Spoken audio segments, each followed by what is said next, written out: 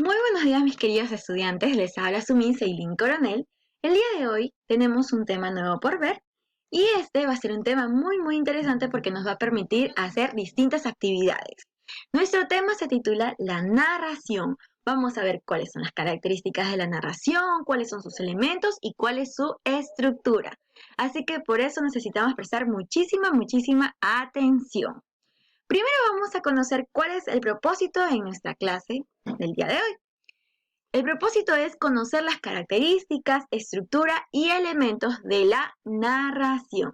No nos olvidemos de ese propósito, por favor. Vamos a comenzar nuestro tema viendo y conociendo qué es la narración. La narración es un tipo de discurso que utilizamos cuando queremos contar hechos, ya sea reales o ficticios, de uno o varios personajes que se desarrollan a lo largo de un determinado tiempo hasta llegar a la conclusión, desenlace o final.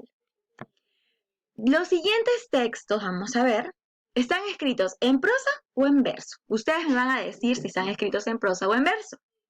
Veamos la primera. Tenemos la fábula El lobo y la cabra. Como pueden ver allí, ese texto está de corrido, se escribe en toda la línea. A ver, veamos sus finales, no tiene rima. ¿Sí? Entonces, está escrito en prosa, ¿verdad? Y lo mismo con el segundo, está escrito en toda nuestra línea. Después de un punto, podemos continuar. Y tampoco termina en verso. Tampoco termina en rima. Entonces, vamos a ver qué es prosa también. Entonces, una de las características de la narración es que está escrito en prosa. ¿Cuáles son los elementos de la narración? Los elementos son el narrador, la acción, los personajes, el tiempo y el espacio. El día de hoy vamos a conocer cada tipo. Un narrador.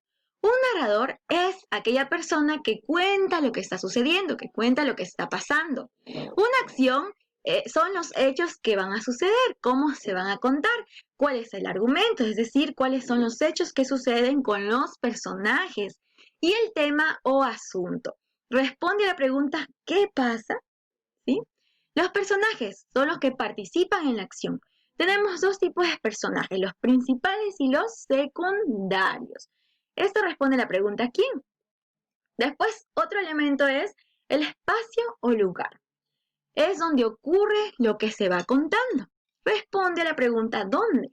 Recuerden que pueden ser hechos reales o hechos ficticios. Y por último, el tiempo es cómo va transcurriendo la acción. Y responde a la pregunta ¿cuándo? ¿Cuándo ocurre esto? ¿Cuándo está sucediendo? Entonces no nos vayamos a olvidar de estos elementos de la narración que son muy importantes. ¿Cuál es la estructura de la narración? Tenemos el inicio, el nudo y el desenlace. Dentro del inicio se presenta el origen de los hechos, se presenta pues los personajes que van a participar, en qué lugar se sitúa, se empieza a conocer todo de la historia.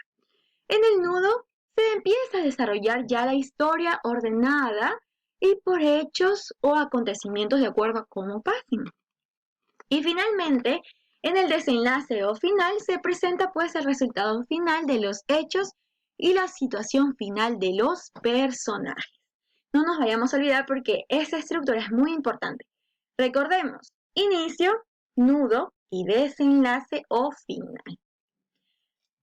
También tenemos subgéneros del texto narrativo.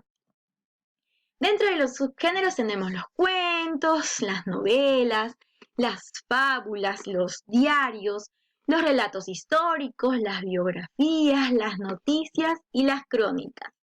Recuerden que todos estos subgéneros tienen la misma estructura, es decir, inicio, nudo y desenlace.